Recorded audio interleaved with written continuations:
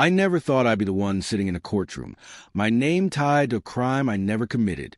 The weight of the accusation was heavy enough to make even breathing feel like guilt. And the worst part, the part that kept me awake night after night, was that it wasn't some stranger who had thrown me into this storm. It was my wife, the woman I married, trusted, and shared my life with. It began quietly, the way betrayals often do. She had grown distant, her phone guarded, her laughter reserved for someone else. I noticed changes, but I never imagined they would one day put me in handcuffs. One evening, the police came to our door. They read out charges, serious ones, allegations that I had threatened her, harassed her, and even intimidated her friends. My head spun. None of it was true, but the papers were signed, the statements filed, and suddenly I was the accused. The arrest wasn't just humiliating, it was soul-crushing. Neighbors watched from their windows. Whispers spread like wildfire, and every glance felt like a judgment. My wife stood there, watching it all unfold. No tears, no hesitation. Just a cold detachment that chilled me deeper than the steel cuffs ever could. I couldn't understand. Why would she do this?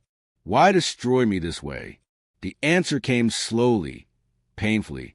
My lawyer, a sharp man who believed me when I said I was innocent, dug into the details. Phone records, surveillance, statements, and then the pieces clicked. My wife wasn't just lying, she was covering.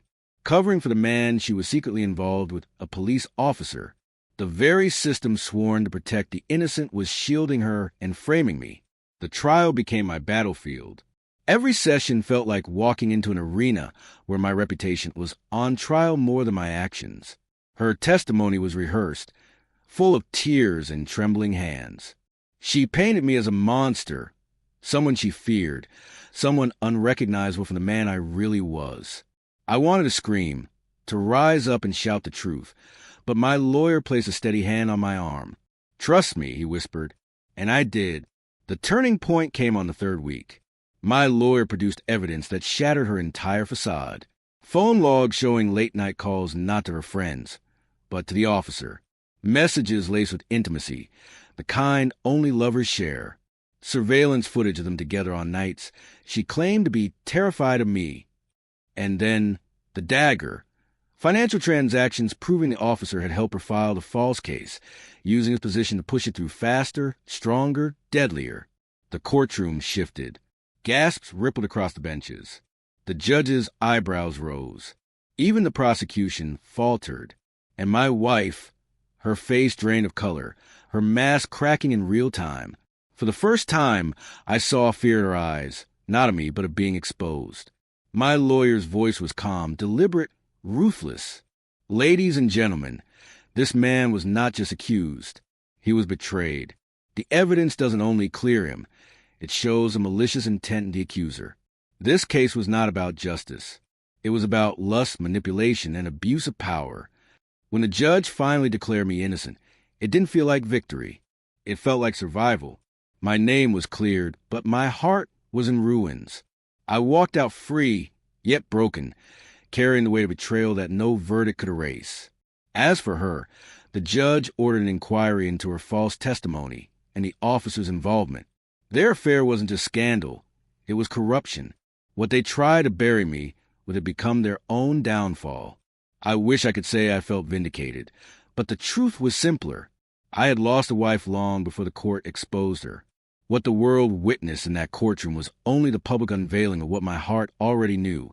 She had chosen deceit over love, betrayal over loyalty. And while I walked away with my freedom, I also walked away with scars no one could see. Scars left not by prison bars, but by the person who once vowed to stand by me the day the judge declared me innocent.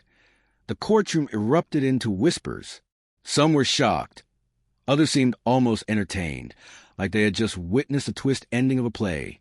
But for me, standing there with my lawyer's hand still gripping my shoulder, it was a relief that washed over me. It was emptiness.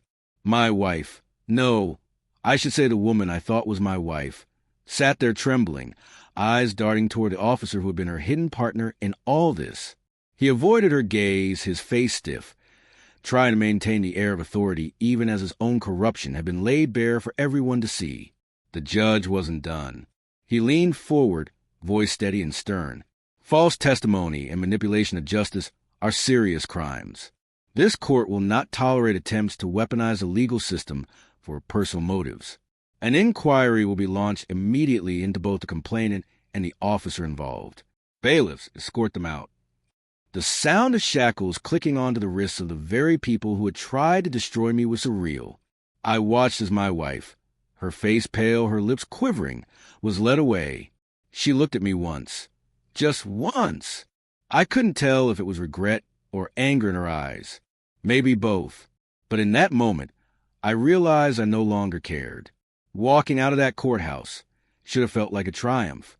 Instead, it felt like stepping into a new kind of prison, one built from shame, betrayal, and scars invisible to the world. Neighbors who had once looked at me with suspicion now avoided my eyes. Some offered half-hearted apologies, murmured words like, "I knew something didn't seem right." But those words did little to erase the memory of their judgment when I was being dragged out of my home in handcuffs. Her family was no better. At first, they had stood behind her, calling me a monster, spreading her lies like wildfire. But after the verdict, their silence was deafening. No apologies, no acknowledgement. They just vanished, embarrassed by the scandal. The police officer, her lover, her co-conspirator, was suspended immediately.